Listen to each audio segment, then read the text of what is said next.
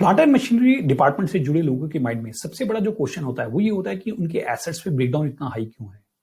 और बहुत बार जो एक्सपर्ट्स हैं वो उनको ये सजेस्ट करते हैं कि आपका मेंटेनेंस, आपका ब्रेकडाउन इसलिए हाई है बिकॉज आप अपनी प्रिवेंटिव मेंटेनेंस को टाइम पे एग्जीक्यूट नहीं कर रहे। लेकिन बहुत ऑर्गेनाइजेशन ऐसी भी हैं जो अपनी प्रिवेंटिव मेंटेनेंस को टाइम पे एग्जीक्यूट करती हैं, फिर भी उनका ब्रेकडाउन जो है वो बहुत हाई होता है। तो इसका मतलब है कि क्या प्रिवेंटिव मेंटेनेंस इनफ नहीं है, सफिशिएंट नहीं है, और क्या कुछ और फैक्टर भी हैं जो हमारे ब्रेकडाउन्स को कंट्रीब्यूट कर रहे हैं। तो अगर प्रिवेंटिव मेंटेनेंस इनफ नहीं है तो हमें क्या करना चाहिए, हम ऐसा क्या करें कि हमारा ब्रेकडाउन जो है वो रिड्यूस हो सके। तो आइए सबसे पहले हम ब्रेकडाउन का एक एनालिसिस करते हैं। हम ये देखते हैं कि अगर एक ऑर्गेनाइजेशन में 100 आवर्स का फेलियर आता है तो अगर आप ऑब्जर्व करते हैं तो 25 आवर्स का जो डाउन टाइम है, ठीक है, या ब्रेकडाउन है, ब्रेकडाउन नहीं कहना चाहिए, डाउन टाइम कहना चाहिए, वो है प्रिवेंटिव मेंटेनेंस के लिए कि मेरे को कुछ ऐसे मेंटेनेंस एक्टिविटी कैरी आउट करनी है जो एज पर द शेड्यूल है और वो मुझे कैरी आउट करनी ही करनी है। तो उसके लिए मुझे मशीन को ऑफ रोड करना पड़ेगा। 75% जो हमारा ब्रेकडाउन होते हैं वो होते हैं करेक्टिव ब्रेकडाउन या करेक्टिव मेंटेनेंस, कि जहां पे मशीन में फेलियर आ गया और अब मैं उसको ठीक कर रहा हूं। और हमने ये देखा कि बहुत कम ऑर्गेनाइजेशन ऐसी हैं जो एक और मेंटेनेंस है जिसको टाइमली इंप्लीमेंट करते हैं, जिसको हम कहते हैं प्रेडिक्टिव मेंटेनेंस। तो प्रेडिक्टिव मेंटेनेंस क्या है, आइए मैं एक एग्जांपल से आपको समझाता हूं।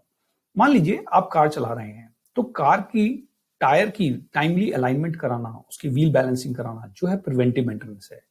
अब अगर किसी ने टायर की अलाइनमेंट और बैलेंसिंग टाइम पे नहीं कराई और टायर अनइवन वियर आउट हो गया और चलते चलते अचानक बस्ट कर गया, फट गया, और अब आपको टायर चेंज करना पड़ रहा है, तो ये जो एक्टिविटी है ये करेक्टिव मेंटेनेंस का पार्ट है। अब इन दोनों फेज के बीच में एक तीसरा फेज होता है कि आप कार चला रहे हैं और जैसे आप स्टीयरिंग व्हील छोड़ते हैं तो आपकी कार या तो राइट में या लेफ्ट में ड्रिफ्ट करती है। तो ये एक इंडिकेशन है कि आपकी अलाइनमेंट जो है वो प्रॉपर नहीं है, और अगर आप उसकी अलाइनमेंट ठीक नहीं कराएंगे तो आपके टायर अनइवन ही वेयर आउट होंगे और आगे चल के कोई मेजर फेलियर भी हो सकता है। तो इन डिफेक्ट्स को टाइमली कैप्चर करके करेक्टिव एक्शन लेने से आप अपने मेजर फेलियर्स या करेक्टिव मेंटेनेंस को जो है वो कम कर सकते हैं। लेकिन कंस्ट्रक्शन में बहुत बार ये इंप्लीमेंट नहीं हो पाता। तो क्या कारण है, आइए देखते हैं कि साइट पे ऐसा क्या वर्क फ्लो रहता है जिस वजह से इंप्लीमेंट नहीं हो पाता। तो देखिए, साइट पे हमारे पास बहुत लिमिटेड मैन पावर होती है और कई बार वो अनस्किल्ड होती है। अनस्किल्ड से मेरा मतलब ये है कि उनको सिस्टम्स का, प्रोसेसेस का आइडिया नहीं होता है। तो अनस्किल्ड मैन पावर है, लिमिटेड मैन पावर, तो इस वजह से क्या होता है, डिफेक्ट्स ना तो रिपोर्ट किए जाते हैं और ना ही उन्हें किसी फ्रेमवर्क में कैप्चर किया जाता है।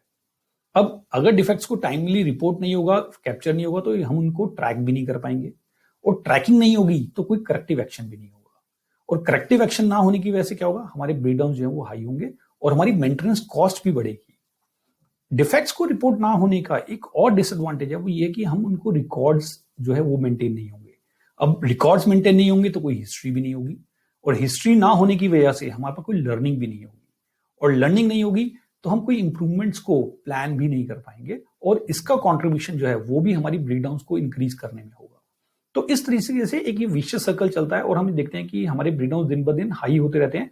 हम प्रिवेंटिव मेंटेनेंस करते भी हैं लेकिन फिर भी हमारे ब्रेकडाउन जो है वो बढ़ते जाते हैं। तो इसको ठीक करने के लिए ऐसा कौन सा फ्रेमवर्क है जो हम इंप्लीमेंट करें। तो इनको इस पूरी प्रॉब्लम को सॉल्व करने की जो फ्रेमवर्क है वो है टिकट्स या जॉब कार्ड्स।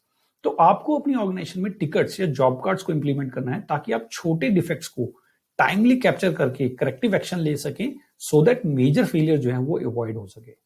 और टैपेट बॉक्स आपकी क्या हेल्प करता है, टैपेट बॉक्स इन फ्रेमवर्क को इंप्लीमेंट करने में आपको हेल्प करेगा। तो हम ऑलरेडी बहुत सारी ऑर्गेनाइजेशंस को ये टिकट को इंप्लीमेंट करने में हेल्प कर रहे हैं, जहां पर वो छोटे छोटे डिफेक्ट्स को टाइमली कैप्चर करते हैं, स्टेक होल्डर के साथ शेयर करते हैं, स्टेक होल्डर्स उन पे काम करते हैं, उनको रिजॉल्व करते हैं, और मेजर फेलियर्स जो हैं वो बच पाते हैं। तो अगर आप ये जानना चाहते हैं कि आप अपनी ऑर्गेनाइजेशन में टिकट्स को इंप्लीमेंट करके कैसे अपने ब्रेकडाउन्स को और मेंटेनेंस कॉस्ट को कम कर सकते हैं, तो आप डेमो के लिए रजिस्टर करें और हमारी टीम आपको 1-to-1 सेशन देगी, आपको एक्सप्लेन करेगी कि कैसे आप टिकट्स को अपनी ऑर्गेनाइजेशन में इंप्लीमेंट करके अपना ब्रेकडाउन और मेंटेनेंस कॉस्ट जो है वो रिड्यूस कर सकते हैं। तो मुझे आशा है कि आप डेमो के लिए रजिस्टर करेंगे एंड हम आपसे 1-to-1 डिस्कशन करने का हमें मौका जरूर देंगे। Thank you.